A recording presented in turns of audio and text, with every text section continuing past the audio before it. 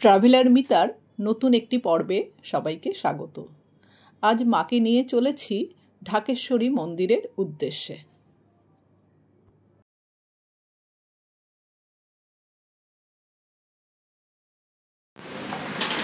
কুমারটুলির এই ঢাকেশ্বরী মন্দিরকে সতীপীঠ বললেও অত্যুক্তি হয় না। কলকাতায় সতীপীঠ বললে প্রথমেই মাথায় আসে কালীঘাটের কথা। ঢাকেশ্বরী মন্দিরটি শক্তিপীঠ না হলেও এক শক্তিপীঠের সাথে সরাসরি যুক্ত। কিভাবে? সেই গল্প তো এই ভিডিওতে থাকবেই, আর থাকবে কিভাবে এই মন্দিরে আসবেন, মন্দিরটি কতক্ষণ খোলা থাকে, এমন নানা জরুরি তথ্য। ভিডিওটি ভালো লাগলে অবশ্যই লাইক, কমেন্ট, শেয়ার এবং সাবস্ক্রাইব করে চ্যানেলটির পাশে থাকবে।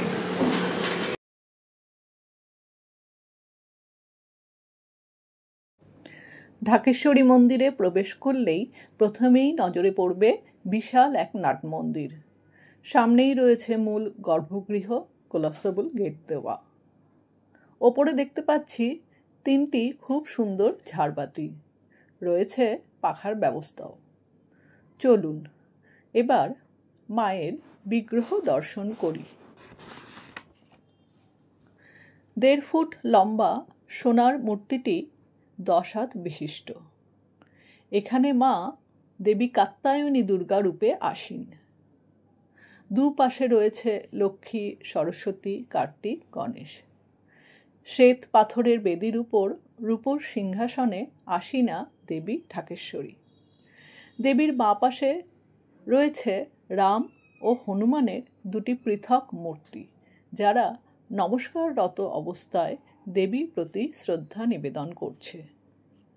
আরেকটি বিষয় লক্ষণীয়, দেবীর 2 হাতে শুধু ত্রিশূল রয়েছে, বাকি 8টি হাত খোলা বা বদ্ধ মুদ্রায়। কিংবদন্তি ঢাকেশ্বরী মন্দিরের প্রতিষ্ঠাতা ছিলেন রাজা বল্লাল সেন, অর্থাৎ প্রায় 800 বছর ধরে দেবী পূজিতা হয়ে আসছেন। কথিত আছে বিজয় সেনের স্ত্রী পুণ্য স্নানের জন্য লাঙ্গলবন্ধে গিয়েছিলেন। সেখান থেকে ফেরার পথে জঙ্গলে তিনি এক পুত্র সন্তানের জন্ম দেন। তিনিই হলেন বল্লাল সেন। পরবর্তীকালে বল্লাল সেন নিজের জন্মস্থানকে মহিমান্বিত করার উদ্দেশ্যে একটি মন্দির স্থাপন করেন। অন্য মত অনুসারে বল্লাল সেন স্বপ্ন দেখেছিলেন জঙ্গলের নিচে এক দেবীর মূর্তি ঢাকা রয়েছে গাছের পাতা দিয়ে। সেই মূর্তি উদ্ধার করে মন্দির নির্মাণ করেন রাজা। দেবীর মূর্তি জঙ্গলে ঢাকা অবস্থায় পেয়েছিলেন বলে দেবীর নাম হয় মা ঢাকেশ্বরী। এখন ঘটনা হলো, বাংলাদেশের ঢাকায় অবস্থিত ঢাকেশ্বরী মন্দিরের সাথে কলকাতায় কুমারটুলির এই মন্দিরের কী সম্পর্ক?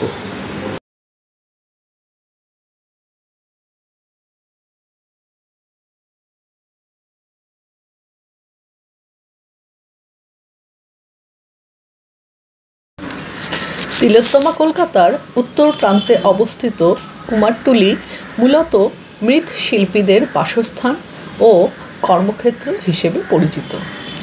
বিশেষত দুর্গাপুজোর আগে এই অঞ্চল পরিণত হয় এক শিল্প মেলায়, যেখানে প্রতিটি গলিতে তৈরি হয় ছোট থেকে বড় বিভিন্ন আকারের মাটির দেবী মূর্তি।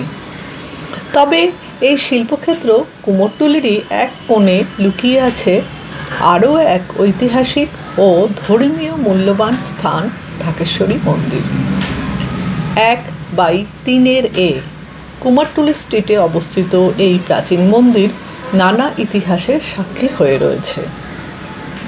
বহিরঙ্গে সাদামাটা এই ছোট্ট মন্দিরটি শুধু একটি উপাসনা স্থল নয়, এর সঙ্গে জড়িয়ে আছে দেশভাগের বেদনা, ধর্মীয় বিশ্বাস এবং ইতিহাসের অনন্য সাক্ষ্য।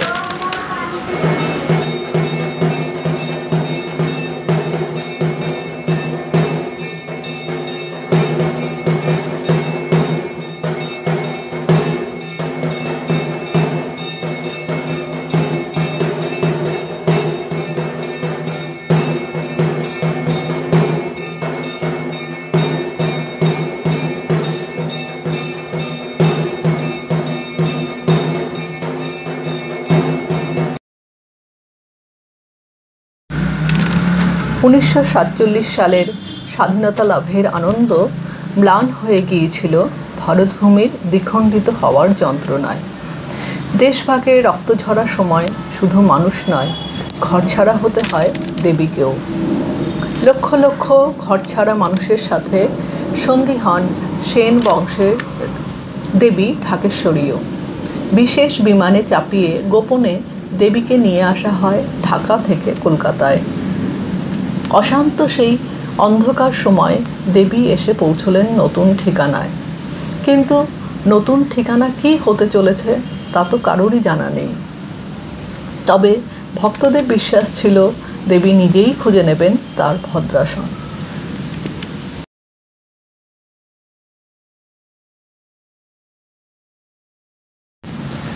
ইতিহাসের গতিপথ না বদল হলে আজও তিনি ঢাকাতেই থাকতেন। কিন্তু সময়ের ঢেউ কোথায় কখন আছড়ে পড়বে কেউ জানে না। দেশভাগের সাথে সাথে দেবী ঢাকেশ্বরীকেও চলে আসতে হয় এখানে। কলকাতায় এসে পৌঁছানোর পর ব্যবসায়ী দেবেন্দ্রনাথ চৌধুরীর বাড়িতে স্থান পান তিনি। কিন্তু স্থায়ী একটি মন্দির তো থাকা দরকার। সে কারণে 1950 সালে চৌধুরী পরিবারের উদ্যোগেই কুমোরটুলির এই অঞ্চলে মন্দির নির্মাণ সম্পন্ন হলে এখানেই প্রতিষ্ঠিত হন মা ঢাকেশ্বরী।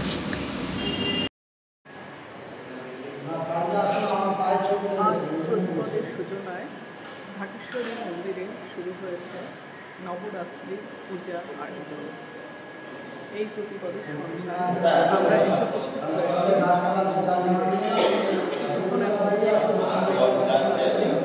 আরতি দেখার অপেক্ষায় রয়েছি।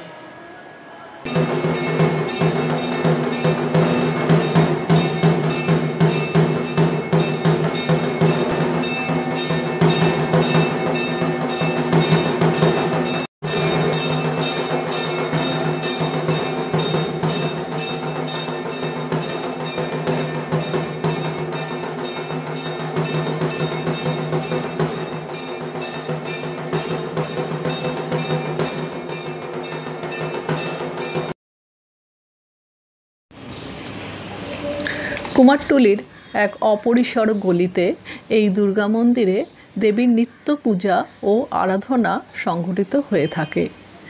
এখানে দেবীর পুজো পদ্ধতি কিন্তু বাংলায় প্রচলিত দুর্গাপুজো পদ্ধতির মতো নয়। উত্তর ভারতীয় রীতিতে নবরাত্রি পালিত হয় এখানে।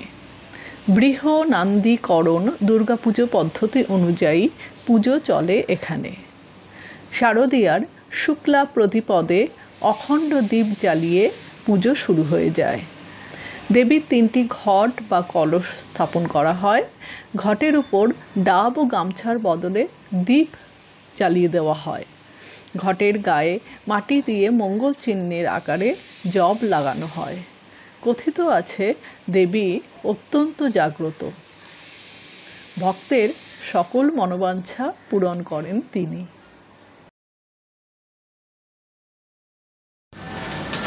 কুমারটুলির প্রতিমা শিল্পীদের কাছে ঢাকেশ্বরী মা দুর্গা তাদের শিল্পের প্রেরণা। অনেক শিল্পী প্রতিমা গড়ার আগে এই মন্দিরে এসে প্রণাম করে আশীর্বাদ নিয়ে তবেই হাত দেন দেবী মূর্তি সৃষ্টিতে।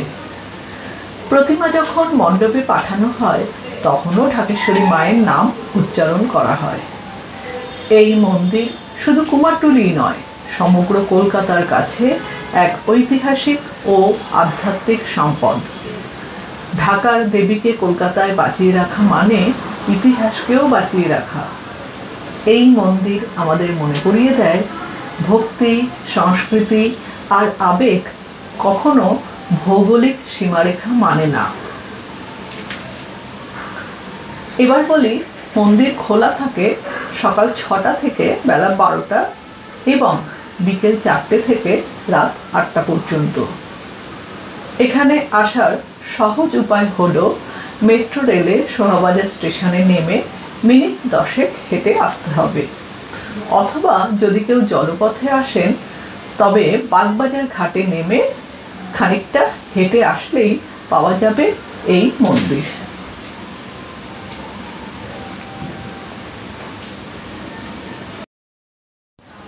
আজকের ভিডিও এখানেই শেষ করছি।